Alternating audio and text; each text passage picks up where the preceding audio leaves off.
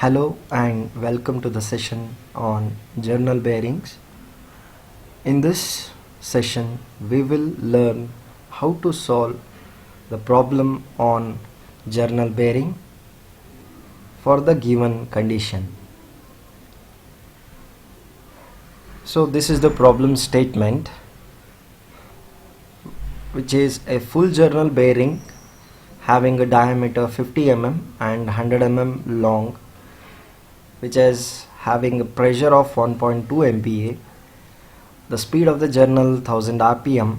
The bearing is lubricated at 75 degrees centigrade, having viscosity of 0.011 Pascal seconds. The room temperature is 35 degrees centigrade.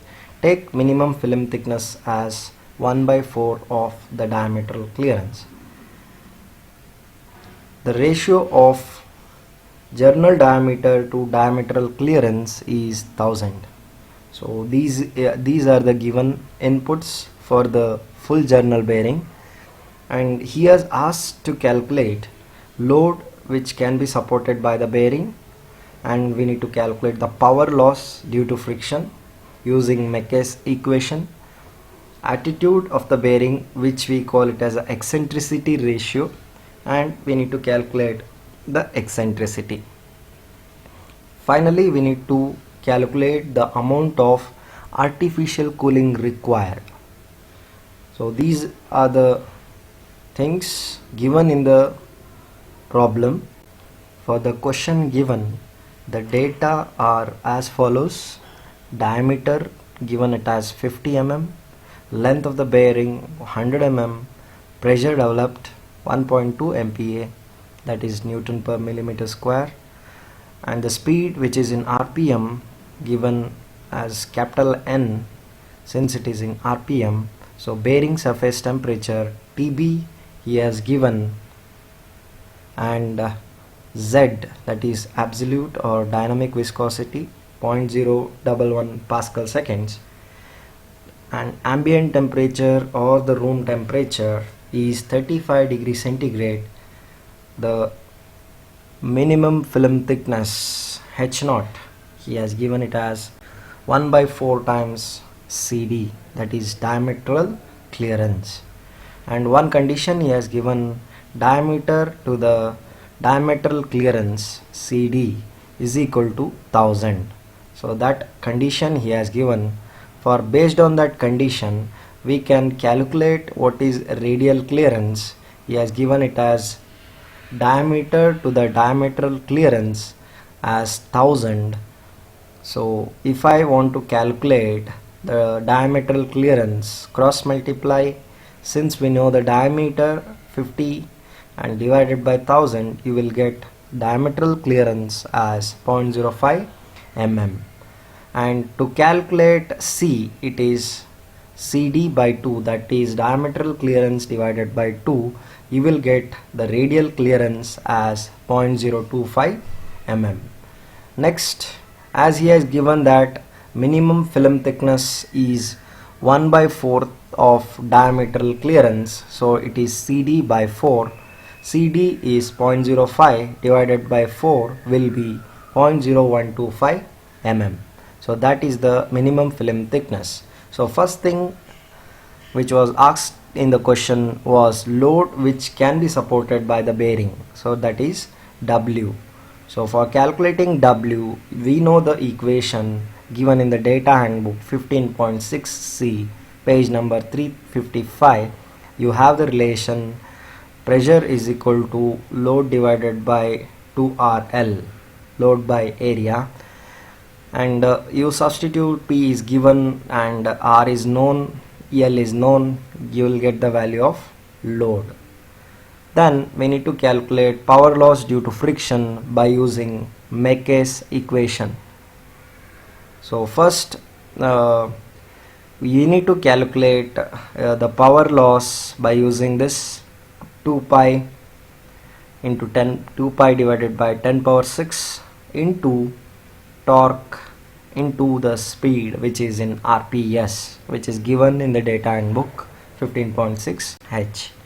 So for calculating the torque or the frictional torque, we call on the journal, it is represented by F into W into R 15.6 G in the data handbook, page number 355. So before substituting FAWR, we need to calculate the F value, that is coefficient of friction, as he has given that in the question that we need to calculate coefficient of friction by using Mecker's equation. By using Mecker's equation, that is Ka into Zn by P into R by C 10 power minus 10 plus delta F, which is given in the data handbook 15.4b. So where Ka is the factor depends on the type of bearing. Full bearing we have 0.195 into 10 power 6, which is there in the data handbook, and delta F, friction, coefficient of friction or the change in friction, we can consider frictional factor delta F as 0.002, since our L by D is 2, that is 100 by 50 is 2. So based on that you will get delta F as 0.002, and the speed which should be in RPS, we need to substitute N in RPS. So N is equal to 1000 divided by 60, you will get in RPS, that is 16.7 revolutions per second. So after that you substitute all the values, you will get the coefficient of friction based on Mecker's equation as 0.0497. After that we need to calculate power loss due to friction, that is before that torque should be calculated.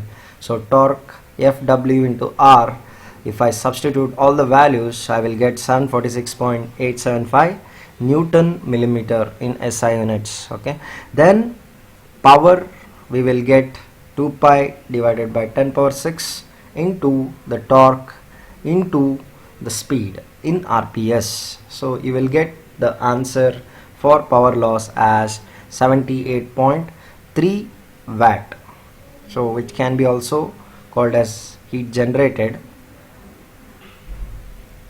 Then we need to calculate attitude of the bearing and eccentricity. Attitude is nothing but it is an ratio of eccentricity to that of radial clearance. We shall calculate eccentricity first, then we can calculate attitude, that is eccentricity ratio. For calculating eccentricity, you know the equation in data handbook 15.7b, page number 356. Minimum film thickness as given in the question, which is which as we have calculated 0.0125 is equal to C minus E. C is already calculated 0.025, where you will get the eccentricity. You can see in the figure, eccentricity is nothing but distance between the centers of bearing and the journal. So that distance we call it as eccentricity, 0.0125 mm. Next, eccentricity ratio, that is attitude, is nothing but which is given in the equation 15.7b, 357 page. You will get the eccentricity ratio represented by epsilon 1 minus, as you know, h naught, as you know, c. Substitute all the values, you will get the eccentricity ratio as 0.5. So finally we need to calculate how much amount of artificial cooling is required to maintain the heat generated and heat dissipated. For that reason you need to calculate heat generated and then you need to calculate heat dissipated from the lubricating oil. So first we need to calculate heat generated. Same equation, similar equation, 15.11a, page number 360, where V represents the rubbing velocity. It depends on diameter and speed of the journal. So for that we have the equation pi d n by 1000. D is the diameter, n is the speed in RPS. You will get the velocity as 2.623 meter per second. So after that you can able to get the value of heat generated as 78.2 watts or 78.2 joules per second. Then we need to calculate what is the heat dissipated in the bearing from the lubricating oil. So for that we have an equation 15.11c, page number 360, where Kp is equal to Hd is equal to Kp Ld into 10 power minus 6, where Kp is the coefficient depends on the temperature of the bearing and the ambient temperature. So that is Tb minus Ta plus 18 whole square divided by small kp. This small kp represents the coefficient. It depends on the construction. So we have considered light or medium construction based on the data handbook. So we have considered light and medium construction on still air, so that the kp value will be 0.484. Substitute the value of kp 0.484 and Tb and Ta are given in the question 75, 35, and we will get the value of kp as 6950 joule per sm square. So that coefficient we got it as 6950, that we can substitute in this equation kp into L into D into 10 power minus 6. You will get heat dissipated as 34.75 watt. So as we know, heat generated is more compared to heat dissipated by the bearing. For that reason the artificial cooling is necessary for this case, and how much it is required. So amount of artificial cooling required is nothing but subtracting Hg and Hd. So that is Hg minus Hd will give you the value 43.4 watts. So this is the amount of artificial cooling required to balance the heat in the bearing. So this is about the problem on the journal bearing. I hope you have understood. Thank you for watching. Have a good day.